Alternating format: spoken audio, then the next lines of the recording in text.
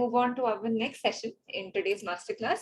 Our next session is going to be a very important session on corporate strategy. This session shall be conducted by our senior CEI leader, Adarnya Prateek Hagji, who is himself a senior global technology leader. He's currently the business head at Servify. He's also founded the cloud-based AI startup Singular.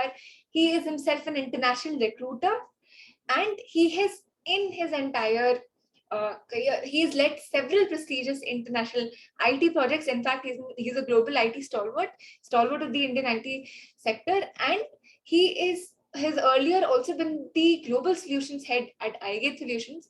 He has earlier been an advisor to the Ontario government's Ministry of Transportation.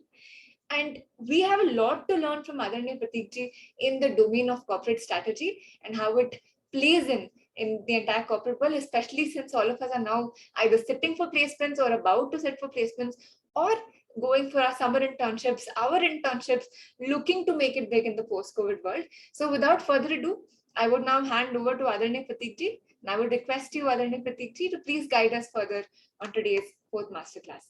Ji, Om Namah Shivaya. Over to you. Om Namah Shivaya. Om Namah Shivaya, Shraddha ji. Thank you so much for your introduction.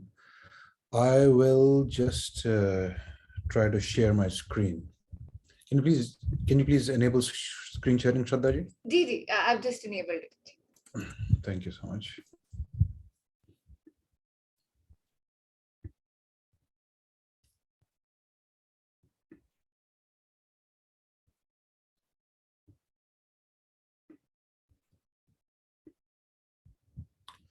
Can you see my screen, Shraddha ji? Can you please confirm? Yes, your screen is visible. Om Namah Shivaya. Okay, Om Namah Shivaya, Shraddha ji. Om Namah Shivaya, and a very, very warm welcome to all the Yodhas to this section of the masterclass.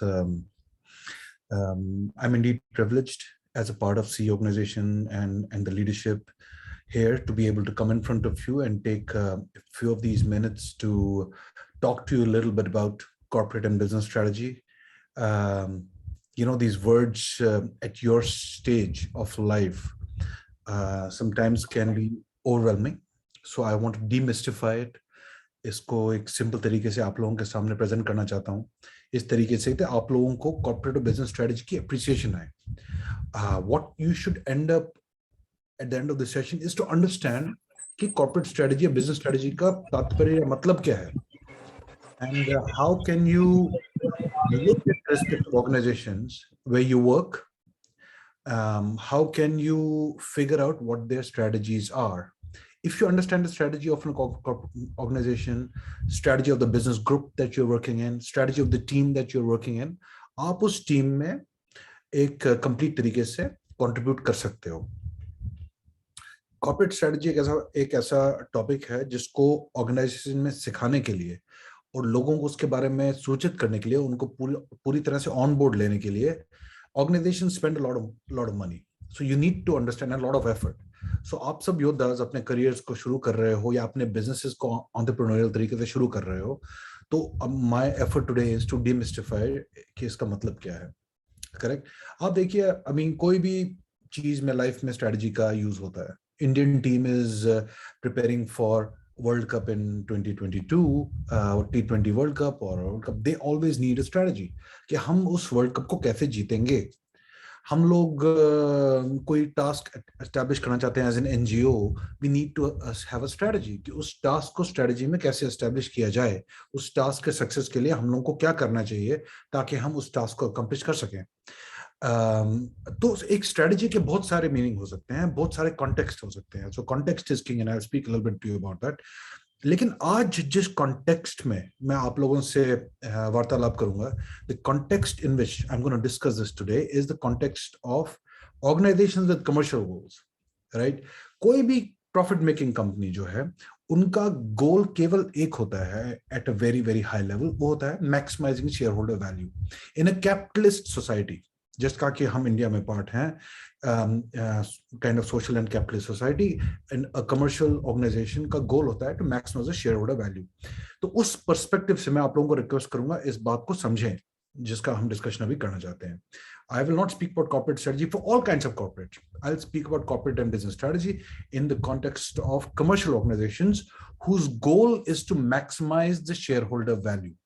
मैं एक थोड़ा इसको अनर्थ करूंगा shareholder value का मतलब क्या होता है, बट एसेंशियली ये होता है कि जो इन्वेस्टर्स हैं उस कंपनी के, जो ओनर्स हैं उस कंपनी के, उनके वैल्यू को कैसे मैक्सिमाइज किया जाए by delivery of an economic value. तो ये इस बारे में आपसे बात करूंगा. I will move on very quickly. इससे पहले कि मैं इस डिस्कशन को आगे बढ़ाऊं, मैं कुछ की टर्म्स पे आप लोगों से बात करना चाहता हूं. I would like to discuss what these key terms are. First of all, who are the shareholders, right? Shareholders are people who own the company. In some cases, public is a shareholder. In some cases, private companies, private parties are the shareholders are the people who have an ownership in the company. तो उस ownership के को कैसे ऊपर drive किया जाए, उससे benefit of money कैसे निकाला जाए, is most of the time that organizations focus on. They want to deliver profits, which leads to increase of the shareholder value, and they make more money on their investments. So एक commercial organization का typically यही aim होता है. Shareholders want the value of their share in the company to increase. I hope this is very very clear. आप लोग आज stock market में भी फॉलो करते हो. जब आप कोई एक शेयर खरीदते हो, आप इसका मतलब आपने उसमें इन्वेस्ट कर दिया कंपनी में, आप उस शेयर का वैल्यू हायर देखना चाहते हो. उस शेयर के वैल्यू को हाई करने के लिए हमें क्या करना चाहिए, उसका मतलब कॉर्पोरेट स्ट्रेटजी है. उस कॉन्टेक्स्ट, उस संदर्भ में मैं आप लोगों से आज बात करूंगा. नेक्स्ट की term that I want to discuss with all the yodhas here today is economic value. Economic value is a very important term that we need to understand to maximize the shareholder value. Economic value का मतलब होता है एक perceived benefit of a good and service by an individual. Value को कैसे major किया जाए? Value को मेजर करने का केवल एक तरीका है कि कस्टमर्स और कंज्यूमर्स उस वैल्यू के लिए कितना पैसा देने को रेडी हैं. करेक्ट? तो एक कस्टमर या कंज्यूमर उस वैल्यू के लिए कितना पैसा देने को रेडी है, ये उनके परसेप्शन पे डिपेंड करता है. उन्होंने उससे कितना बेनिफिट किया है, वो कितना परसीव करते हैं उससे बेनिफिट आना, ये उस परसेप्शन पे डिपेंड करता है. I want to tell you that when you look at something, उसके वैल्यू को एस्टेब्लिश करने के लिए आप लोगों का एज कंज्यूमर्स या कस्टमर्स जो वैल्यू का परसेप्शन है, उस परसेप्शन को इकोनॉमिक वैल्यू कहा जाता है. Often times you might say value क्या होता है? वैल्यू वही होता है जो एक कस्टमर आपकी गुड या सर्विस के लिए पे करने को रेडी हो. मैंने आपको एग्जांपल देता हूं. यहाँ पे एक तरफ एप्पल आईफोन्स हैं और एक तरफ शाओमी के फोन्स हैं. आपने आईफोन भी देखे, आपने शाओमी के फोन्स भी देखे हैं. एक एप्पल फोन के लिए कंज्यूमर 5 गुना पे करने को रेडी है और एक शाओमी के लिए 1/5 ऑफ एन एप्पल फोन पे करता है. ऐसा क्यों?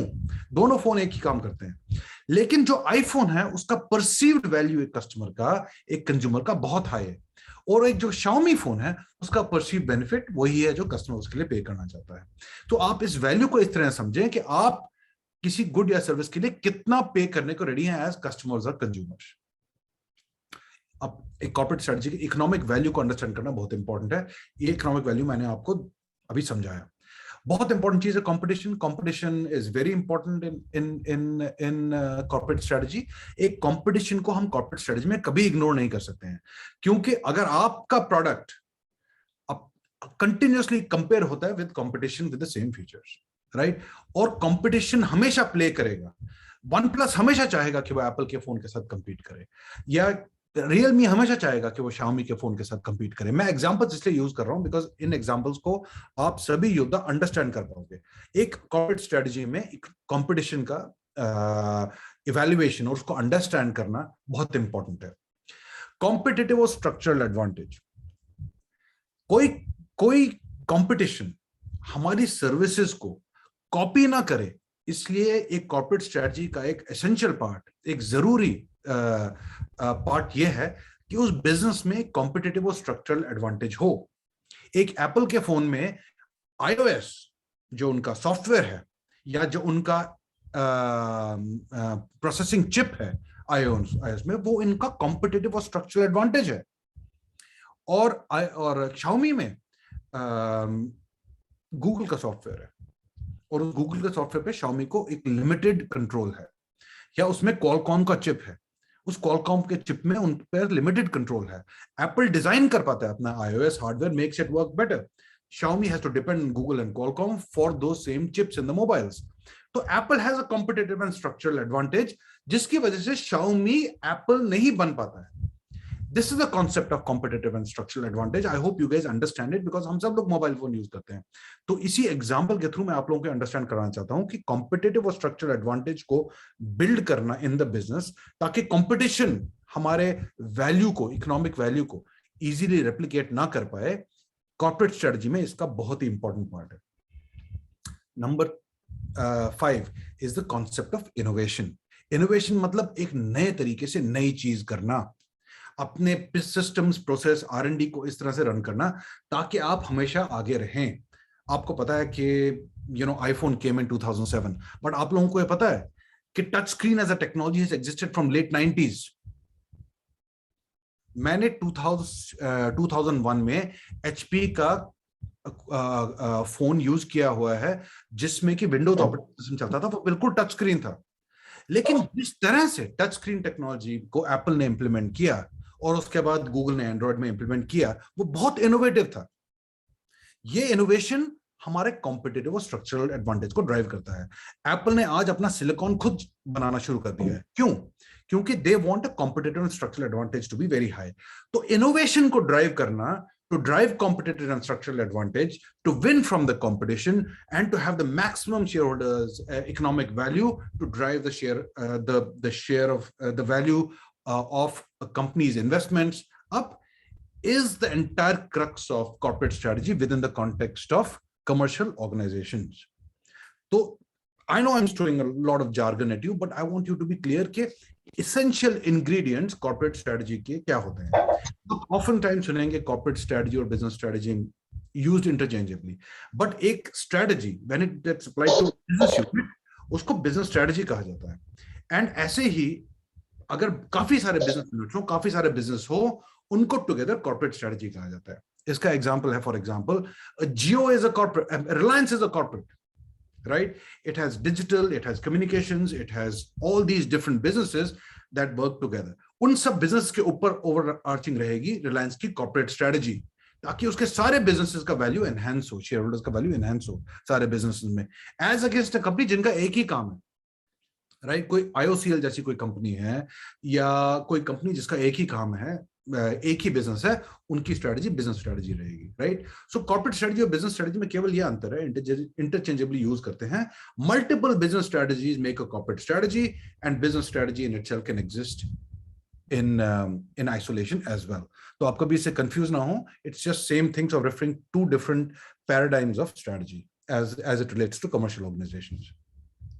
Moving on, you have to understand that a strategy is a living thought. It's a living plan of action.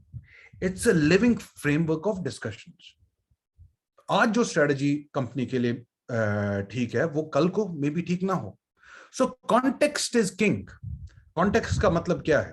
Context मतलब किस संदर्भ में वो, किस बिजनेस सिचुएशन में वो स्ट्रेटजी एग्जिस्ट करती है। जैसे मैंने यहाँ पे लिखा हुआ है लेफ्ट साइड में, किस इंडस्ट्री की में कॉर्पोरेट बिलोंग करती है।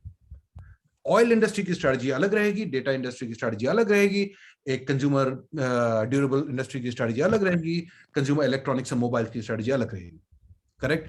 सो एक स्ट्रेटजी, ऐसा नहीं होता कि एक ही स्ट्रेटजी हर जगह अप्लाई होती है। इंडस्ट्री के अकॉर्डिंगली जो कॉन्टेक्स्ट है उसके संदर्भ में ही कॉर्पोरेट या बिजनेस स्ट्रेटजी एग्जिस्ट करती है। ये ऑल्सो डिपेंड करता है कि हम किस एरा में एग्जिस्ट करते हैं। आज जो era pre 90s, pre internet था, business strategies were different, corporate strategies were different, because that is what made sense at that point in time. Strategy is rooted in today. आज की business की, आज की strategy is rooted in today, which is what makes corporate strategy very interesting. Because जो past में था वो हम आज नहीं है। पास्ट में स्टीम इंजन थे, उसके बाद ऑयल आया, उसके बाद इलेक्ट्रिसिटी आया, उसके बाद डेटा कनेक्टिविटी हुई, उसके बाद इंटरनेट आया। इंडस्ट्रियल रेवोल्यूशन से आज हम डेटा बेस्ड रेवोल्यूशन पे आ चुके हैं। कनेक्टेड वर्ल्ड है, इसमें स्ट्रेटजीज अलग अलग हैं और हर दिन लोग दुनिया अपने को रीइन्वेंट करती है। एंड उस कॉन्टेक्स्ट में कॉर्पोरेट स्ट्रेटजी को समझा जाना चाहिए, हम किस एरा के पार्ट हैं। तीसरा, इस एरा में क्या कंज्यूमर बिहेवियर है, या कस्टमर बिहेवियर भी यूज कर सकते हो डिपेंडिंग ऑन B2B कंपनीज कि कस्टमर बिहेवियर क्या है, तो उस पर डिपेंड करती है strategy.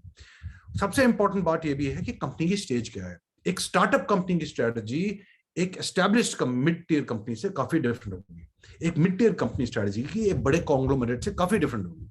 So all of these together define the context जिसके संदर्भ में आज स्ट्रेटजीज होती है। आप आज जब अपने वर्कफोर्स में काम करना शुरू करोगे या अपनी नई कंपनी शुरू करोगे, आप लोगों को अंडरस्टैंड करना है कि आज का कॉन्टेक्स्ट क्या है, एंड अपनी किसी भी स्ट्रेटजी को समझने के लिए आपको इस कॉन्टेक्स्ट में सोचना चाहिए। जो main underlying and overarching factors जिससे आपको ना छुप सकते हो ना हट सकते हो, वो ये है। सबसे पहले, the pace of technology advancement is furious. You have to be able to predict कि टेक्नोलॉजी कहां जा रही है, बिकॉज आपकी स्ट्रेटजी मिड टर्म भी हो सकती है, लॉन्ग टर्म भी हो सकती है। आपको मिड टर्म और long term implications of technology को कंसिडर करना ही पड़ेगा। आप कंपनीज में जो स्टार्टअप के ओनर्स हैं, वो लोग जो मिड टियर कंपनीज के सीईओज हैं और चीफ स्ट्रेटजी ऑफिसर्स हैं, या बड़ी कंपनीज जो कॉन्ग्लोमरेट्स हैं, they all have to consider the pace of technology and where it's going. ये बहुत इंपॉर्टेंट है। Environment is important and will continue to become more and more important. Today you cannot have an environmentally irresponsible business. इसको समझना बहुत important है। आपकी company का इस एनवायरनमेंट पे, हमारे एनवायरनमेंट पे, और हम जो अपनी फ्यूचर जनरेशन के लिए एनवायरनमेंट छोड़ेंगे, उसको अपनी स्ट्रेटजी में कंसिडर करना बहुत इंपॉर्टेंट है। सुमन जी ने बात की आर्टिफिशियल इंटेलिजेंस की, मैंने ऑटोमेशन और आर्टिफिशियल इंटेलिजेंस को एक साथ रखा है। Automation, artificial intelligence are important ingredients to corporate strategy. हर बिजनेस लीडर आज ये सोचता है कि मैं इन चीजों को अप्लाई करके अपना शेयर होल्डर वैल्यू कैसे मैक्सिमाइज करूं। Data is the new oil. हमने मशीन लर्निंग की बात की। मशीन लर्निंग हो चाहे और किसी तरह का आर्टिफिशियल इंटेलिजेंस हो, all of it depends on the data. आगे मुझे क्या करना है, गूगल ने, जैसे सुमन जी ने कहा, गूगल ने आपको क्या सजेस्ट करना है, डिपेंड करता है कि गूगल का जो डेटा ट्रेन इंजन है, आर्टिफिशियल इंटेलिजेंस या मशीन लर्निंग इंजन है, वो किस डेटा पे ट्रेंड है। डेटा की इंपॉर्टेंस आज उसी लेवल पर है जैसे ऑयल की इंपॉर्टेंस आज से कुछ दशक पहले थी, just a few decades ago.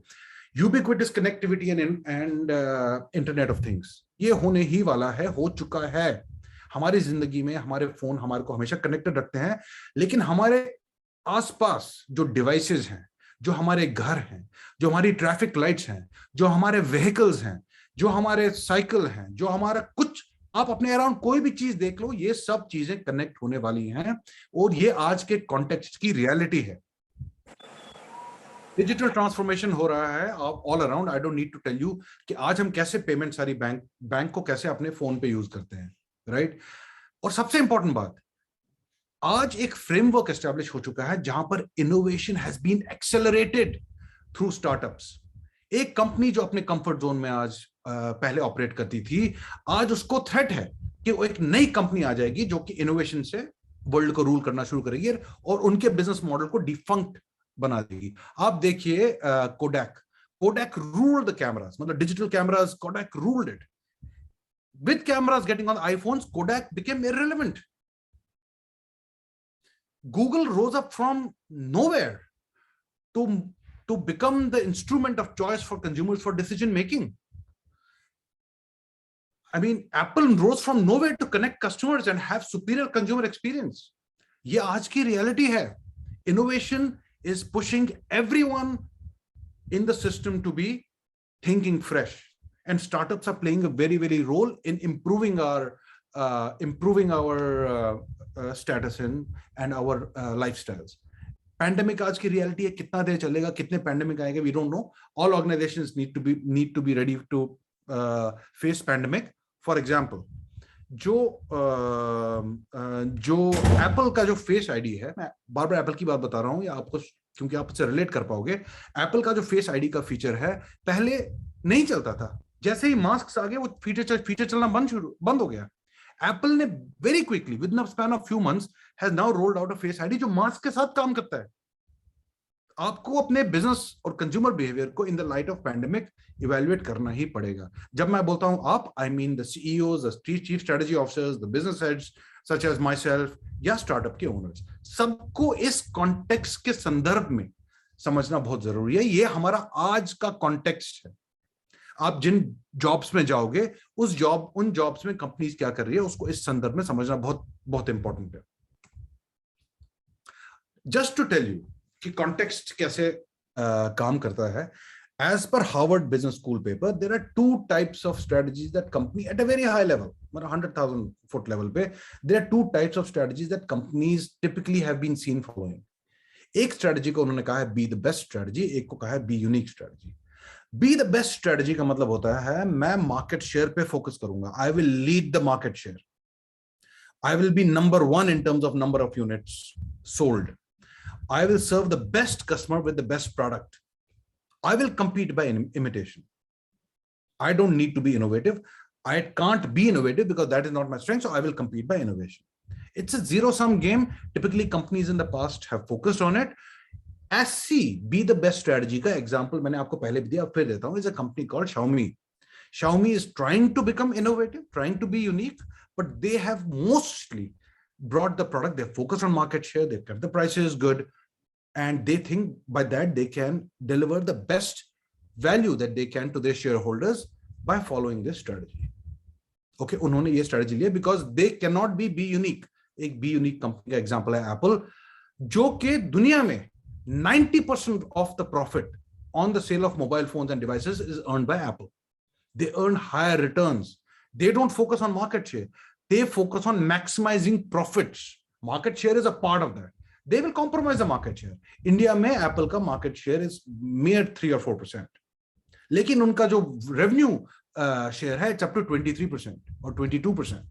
So my point to you here is that Be Unique strategy is focused on innovation, competition by innovation, and maximizing profits, not market share. They want to earn higher returns. Higher returns के लिए उनको higher economic value deliver करना पड़ता है. उस higher economic value को ध्यान में रखते हुए प्रॉफिट्स को मैक्सिमाइज करने के लिए बी यूनिक स्ट्रेटजी फॉलो की जाती है. राइट, इसमें मल्टीपल विनर्स होते हैं, बहुत से अलग तरीके की सोच होती है. आपके सामने मैंने ये दो स्ट्रेटजीज रखी हैं. बी द बेस्ट जो मार्केट शेयर पे फोकस करती है, बी यूनिक. ये नहीं है कि एक स्ट्रेटजी दूसरे अच्छी है. Right, it is a question of what two different kinds of strategies people follow. The only difference being that one strategy is all decisions are made based on what can increase the shareholder profits by focusing on innovation. In the other, how can you increase the shareholder profits by focusing on market share?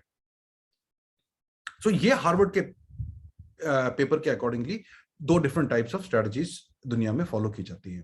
I hope I'm just keeping it up. Xiaomi is a Chinese organization. Apple is obviously an American organization. In general, the companies from these two countries try to follow that strategy. And I would say India lies, or we are trying to discover ourselves in the scheme of things. We would much rather be in the Be Unique strategy, but we also can be in the Be the Best strategy. तो हमारी country में काफी companies है जो दोनों situation में दोनों strategies में fix पड़ती हैं. Next. Indian examples जैसे मैं आपको दे रहा था, Indian Oil is a company that belongs to Be the Best strategy. उन्होंने कोई innovation नहीं की है. They are just refining oil and they are trying to bring that to the consumers. Nothing innovative about it. They might do something innovative bringing the oil and gas to consumers, but that's what they focus on. Nothing innovative about it.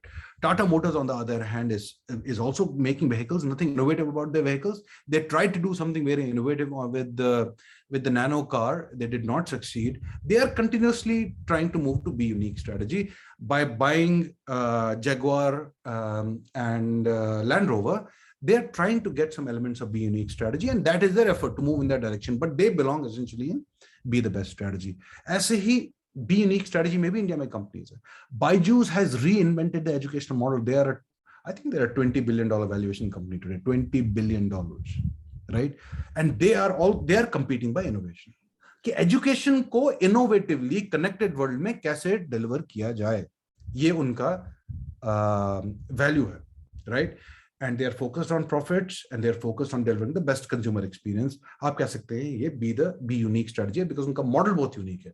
उसके बाद काफी लोग आए, but they are acquiring and they are trying to stay unique. ऐसी ही एक software company है जो कि कॉर्पोरेट सॉफ्टवेयर में काफी माहिर है, and they are trying to do they are one more example of be unique strategy in the context of what they're doing.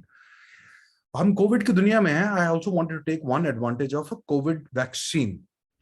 अगर आप कोविशील्ड वैक्सीन को देखो, Covishield is a vaccine that was developed by AstraZeneca, एक US की company है AstraZeneca. उन्होंने ये vaccine develop किया हुआ है, सॉरी यूरोप की कंपनी है जिन्होंने ये वैक्सीन डेवलप किया हुआ है.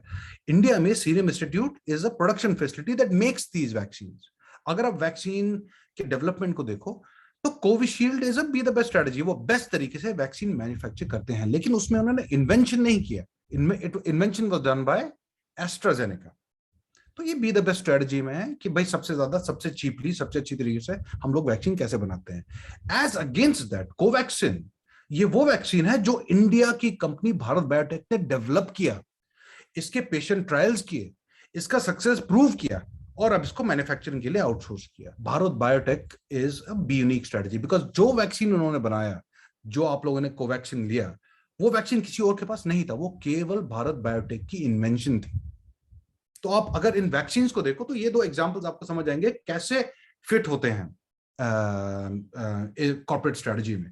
उनकी स्ट्रेटजी है बेस्ड ऑन इनोवेशन, कोवैक्सिन की या भारत बायोटेक की सीरम इंस्टीट्यूट की स्ट्रेटजी है based on be the best producer. उनकी इनोवेशन प्रोडक्शन में आ सकती है, but not in development of the vaccine. As I move on, let me take example of Apple again, because mobile phone industry और music और retail हम सब उससे बड़ा easily relate कर पाते हैं. तो उस हिसाब से मैं आपको बोलना चाहता हूं कि अगर आप Apple इंडस्ट्री को देखो, इन्होंने 5 या अपनी corporate strategy के through, their focus on consumer experience which is a key pillar of their strategy, उसके थ्रू 4 या 5 या 6 और आगे पता नहीं कितने verticals को reinvent करेंगे. Apple today is the biggest electronics company in the world, consumer electronics company in the world. Music distribution जो कि पहले सीडीज पे होता था, आईपॉड से रेवोल्यूशनाइज हुआ. आज दुनिया के सबसे बड़ी म्यूजिक डिस्ट्रीब्यूटर एप्पल है. इंडिया में एप्पल का फुटप्रिंट थोड़ा छोटा है, बढ़ रहा है धीरे धीरे, बट पूरी दुनिया में एप्पल का फुटप्रिंट बहुत बड़ा है. And they are the biggest music distribution house in the world. It is one of the biggest retail companies.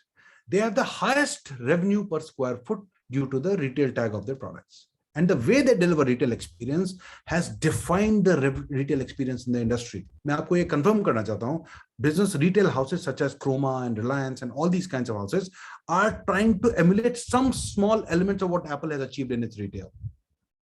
It is such a innovation in retail. केवल phones की innovation नहीं है, उन्होंने म्यूजिक डिस्ट्रीब्यूशन को innovate किया, उन्होंने retail experience कैसे deliver करते हैं उसको इनोवेट किया, इन्होंने इलेक्ट्रॉनिक्स प्रोडक्ट्स को ही इनोवेट कर दिया. और एप्पल पेमेंट इंडस्ट्री में दे हैव लॉन्च्ड एप्पल पे, जो कि अभी इंडिया में नहीं आया, मगर दुनिया भर की पेमेंट इंडस्ट्री हिल चुकी है एप्पल पे से.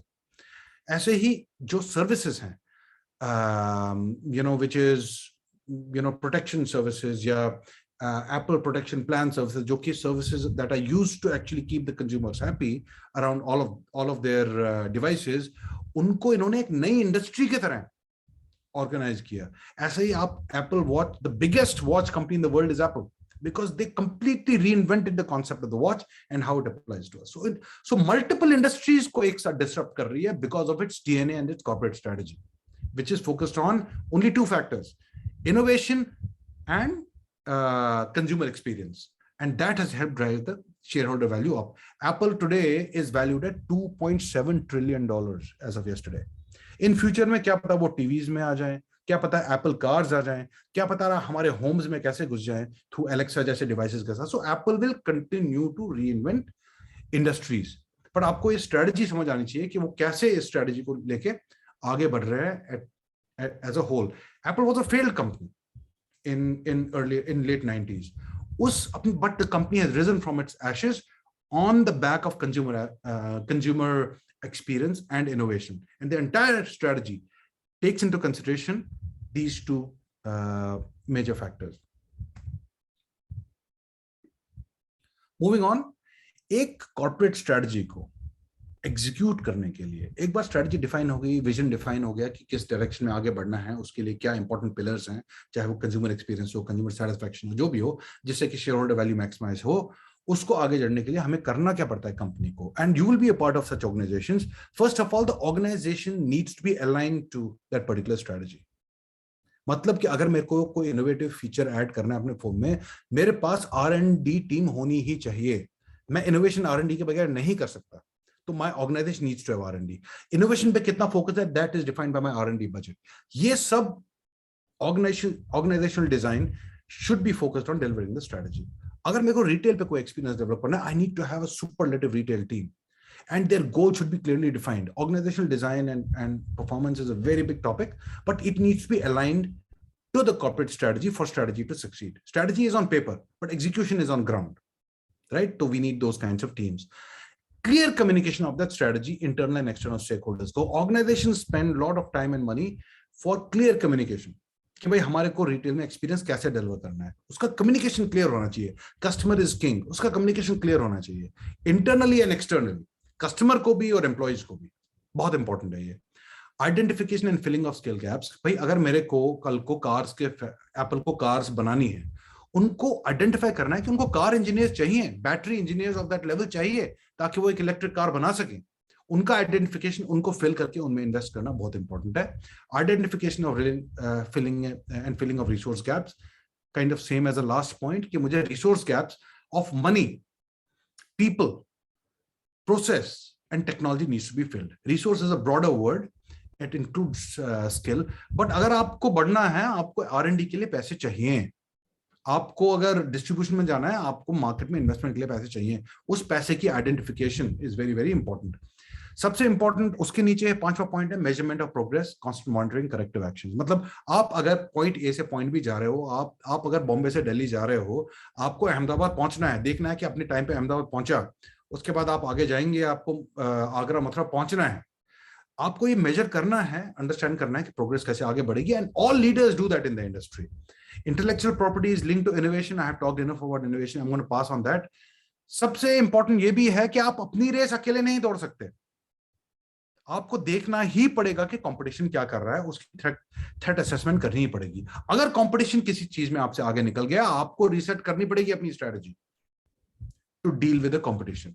आज आप पेट्रोल और डीजल पे R&D नहीं करते जाओगे, बिकॉज टेस्ला आ चुकी है. GM can not continue to do what they are doing. They need an electric car. उनको अपनी स्ट्रेटजी में इलेक्ट्रिक कार डालनी ही पड़ेगी. मारुति सुजुकी को अपनी स्ट्रेटजी में इलेक्ट्रिक कार डालनी ही पड़ेगी, क्योंकि आज होंडा की इलेक्ट्रिक, आज टाटा की इलेक्ट्रिक कार आ चुकी है, सबकी इलेक्ट्रिक कार आ चुकी है. आपको अपनी स्ट्रेटजी में वो डालना पड़ेगा.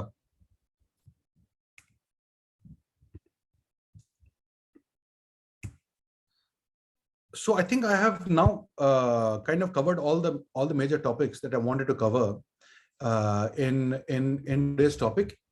मुझे होप है, मेरी आशा है कि मेरे इस सेशन से आप लोगों को कुछ हद तक at a very high level clarity मिली होगी कि एक कॉर्पोरेट और बिजनेस स्ट्रेटजी को मार्केट में within the context of a commercial organisation कैसे एग्जीक्यूट किया जाता है और वो होती क्या है. आप लोग जहां भी काम करें, जिस कंपनी में काम करें, एक एफर्ट करें, एक कोशिश करें उस कंपनी की कॉर्पोरेट एंड बिजनेस स्ट्रेटजी को जानने की, पहचानने की. और I am hoping very soon you will progress enough, ताकि आपको इतनी अंडरस्टैंडिंग आ जाए बिजनेस वर्ल्ड की, इस डोमेन की, इस इंडस्ट्री की, अपने कॉन्टेक्स्ट की, ताकि आप लोग ये इन चीजों में कंट्रीब्यूट कर सको. These are very very sharp minds who develop corporate and business strategies and execute them in the market.